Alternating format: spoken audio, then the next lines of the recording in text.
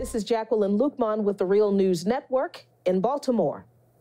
Since the massive protests at Standing Rock to stop the construction of the Dakota Access Pipeline, the fossil fuel industry has been quietly pressuring state legislatures to pass laws to stop protests against pipeline construction across the country. As of 2018, 35 states have considered 99 bills criminalizing pipeline protests. As politicians do the bidding of the powerful fossil fuel industry, what impact will these laws have on our delicate environment, our right to protest, and on Native and other vulnerable and oppressed communities in particular? Joining me to discuss these issues from Texas is Rosie Torres. Rosie is the Secretary of the Society of Native Nations, an organization of Native people in Texas who are dedicated to advocating for Native people and for the earth by helping to protect and preserve Native culture, spirituality, teachings, medicine, and way of life. Rosie, thank you for joining me today. Thank you, Jacqueline. It is an honor to be here today with you. So let's talk about HB 3557. It's under consideration in the Texas State Senate after passing the State House earlier this month, and it increases penalties for interfering in energy infrastructure construction by making protests a felony. And the sentences would range from 2 to 10 years. And this potential 10-year penalty for environmental activists is the same sentence as someone convicted of murder might receive, right? Right. So what else about this legislation can you tell us? Well, it's dirty. Just like the dirty politicians accepting the money from the dirty fossil fuel industry. That's my opinion. I believe that House Bill 3557, the Critical Infrastructure Protection Act, is not only criminalizing and over-criminalizing those protectors, and I would like to say protectors, not protesters, protectors of water and land and air in Texas with, like you just mentioned, a 2 to 10-year felony that is equivalent to a murder case and up to $10,000 fine, as well as any organization who is affiliated with such a protector, taking a stand on those critical infrastructure sites and or constructions. And so we're seeing, I guess, an abuse of power and intimidation tactic to avoid stopping their pipelines from being built and constructed. It definitely a huge intimidation tactic to scare those that are small grassroots organizations, gathering up even small communities in rural Texas that don't have any backings from lawyers or such, to just shut them down, quiet them down, and keep business as usual moving forward. And so it is a shame that our own government is in fact, willing to use this law to quiet our voices so that we won't protect our water, our air, our land, or quality of life for the future of our children. So the language of this bill is particularly broad because it doesn't just cover oil or gas pipelines or oil and gas pipelines, as you mentioned, right? It's pretty expansive in regard to what infrastructure is. What does that mean, and why is that an important part of this bill? So the bill itself, both Senate Bill 1993 and House Bill 3557, are titled Critical Infrastructure Protection Act. And so, again, to mention, I am not a lawyer and I'm not a politician. I am a concerned citizen and dance educator. And so when I looked at the definition of critical infrastructure in this particular bill, it left a huge open possibility, right? So it did mention construction sites for pipelines, but then also just left a construction site as anything related to heavy machinery or government use. And so when I went on to do my own research and researched what the government defined as critical infrastructure during underneath the Homeland Security, it could be schools, hospitals, nuclear plants. It can mean a lot of things, and as we all know, like right now in San Antonio, we're getting ready for our own city council and mayoral runoff, and everybody's talking about infrastructure here. So they're talking about, roads and highways and bridges. And so that could mean the same thing under this particular bill. So it's very vague, but particularly they mean pipelines, because that is what's being constructed right now from the tip of Texas, which is Brownsville, all the way to the west end of Texas, which is the Permian Basin, all the way to into Mexico. And so it is ironic that at this time this bill is being passed, this huge debate over the Kinder Morgan pipeline coming through and getting their thumbs up is also at play. So I would say that they've used their words to their advantage, to where they could say critical infrastructure is vague, but at the same time, at this moment, they're calling critical infrastructure pipelines.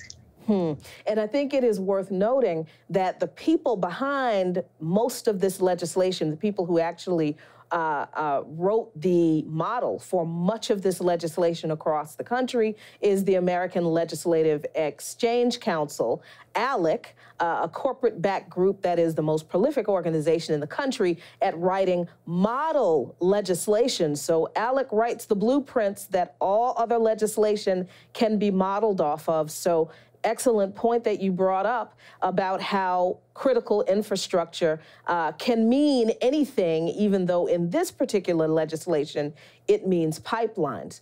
So, Rosie, this is, of course, a matter of money, obviously, that the fossil fuel industry doesn't want to lose, but it's also a matter of environmental impact. The fossil fuel industry categorizes spills of pipelines in an interesting way. They will say a spill is either minor or significant.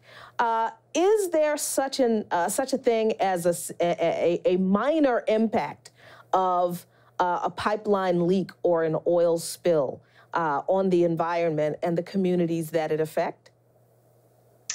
Again, I'm not an expert scientist to give you that a defined answer to that question, but I could give you my opinion as to when I spill water or oil in my own water, I can't drink it.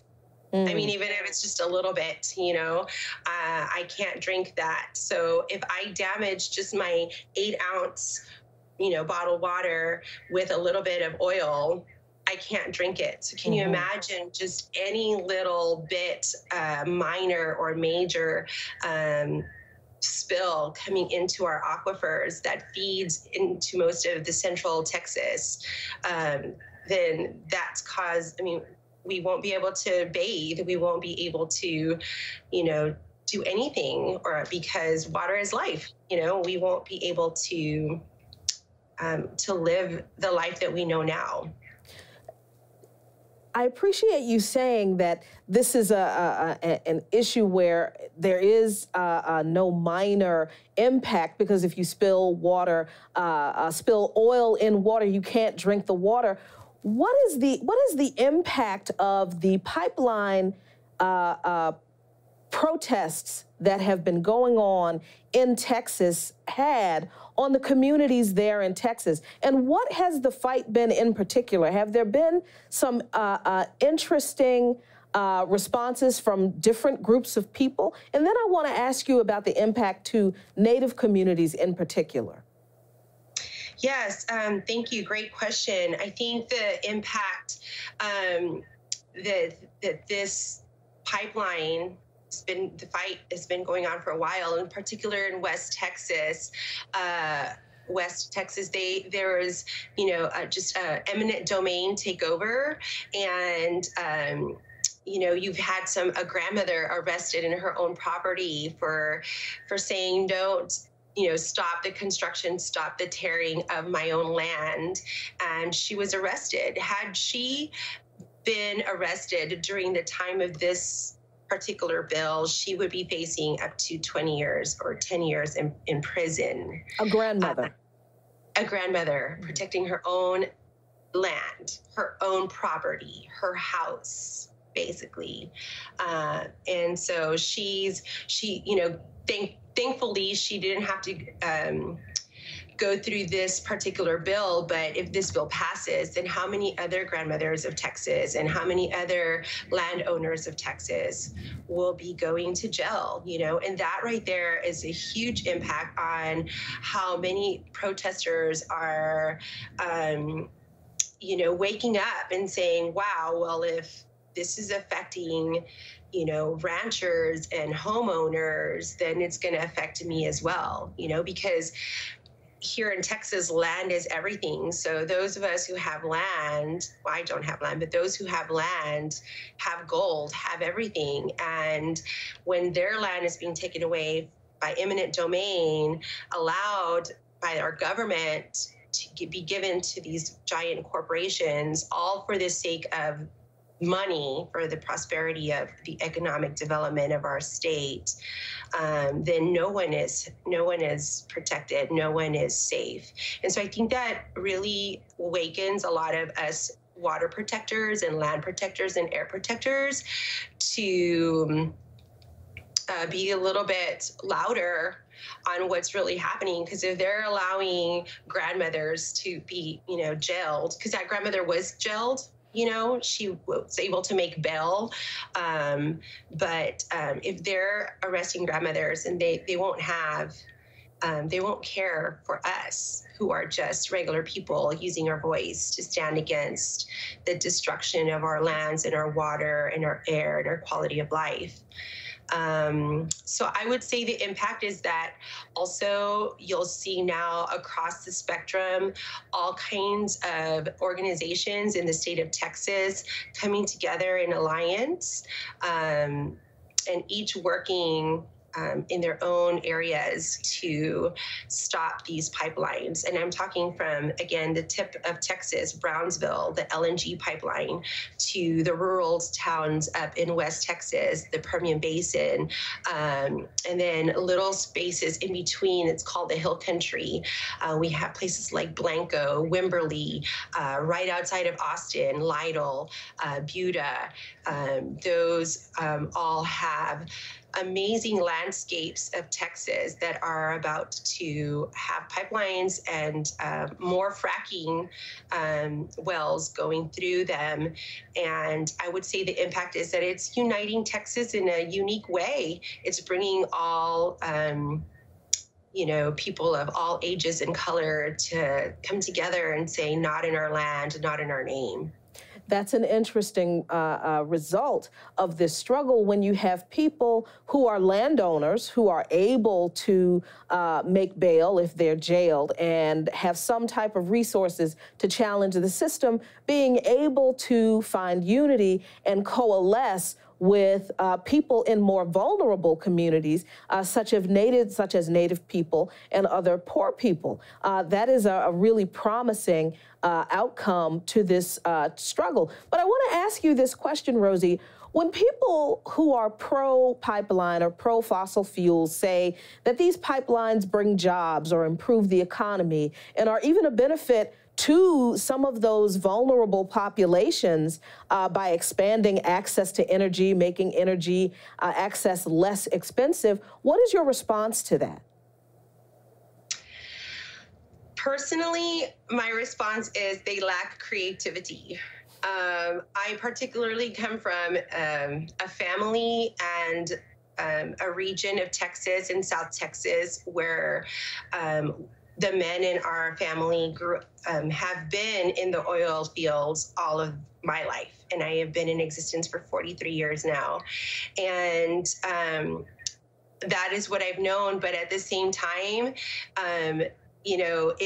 it creates this continuous loop of dependability on plastic. It goes into this endless cycle of overconsumption, and it goes into this, feeding the mind of those who were coming from impoverished neighborhoods or places without college degrees or the ability to go to college to get this job in this oil field and get this big paycheck to, have the, I'm going to call it the influence or the illusion that they've made it, right? To that they could have a car for each person in their house, or that they could buy things, plastic things, that is, and continue that cycle of consumption, right? Because but at the end, no one's healthy. So, but those people, including some of my family members working in the oil fields and the fracking industries, are not healthy. So even though they think that they have health care because they work for these giant corporations, in fact, most of the men are not healthy. And then on top of that, they're also creating man camps, right? So now, because I live close to the border, these man camps have a higher rate of just bringing women in, and there's abuse of women. There is human trafficking going through these man camps as well. So I believe the illusion that the corporations have created with jobs is just a lack of creativity. That, again, is my opinion. I'm sure there's better facts out there for everyone to go into and read, and how they damage small communities, rural communities, into believing that their jobs are great, when in fact their jobs, damage their health, create animosity against family members for those who have and those who have not, and create continuous debt, right? Because they want more and more money. And again, that's just my opinion on that point. Well, Rosie Torres, I thank you so much for being with me today to explain this situation in Texas with this legislation. And you have given us incredible information. We appreciate you being involved in this effort. And we will continue watching not just this legislation in Texas, but also the 35 or so other bills across the nation that seek to criminalize protesting the construction of energy infrastructure in general, and criminalizing protest. Rosie Torres, thank you so much for joining me today. It was an honor. Thank you so much for sharing this message out with your communities. Thank you. And thank you for watching. I am Jacqueline Luqman with the Real News Network in Baltimore.